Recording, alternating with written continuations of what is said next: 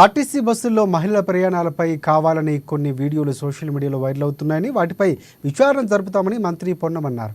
BRS పార్టీకి చెందిన వారే ఉచిత ప్రయాణ పథకం సక్సెస్ అవడంతో తట్టుకోలేక వీడియోలు సోషల్ మీడియాలో వైరల్ చేస్తున్నారని మండిపడ్డారు. మహిళను అవమానపరిచే విధంగా ఏం పని చేయలేక తిరుగుతున్నారని అవహేళన చేస్తున్న వీడియోల మీద చర్యలు తీసుకోవాలని ప్రభుత్వానికి పొన్నం విజ్ఞప్తి చేశారు.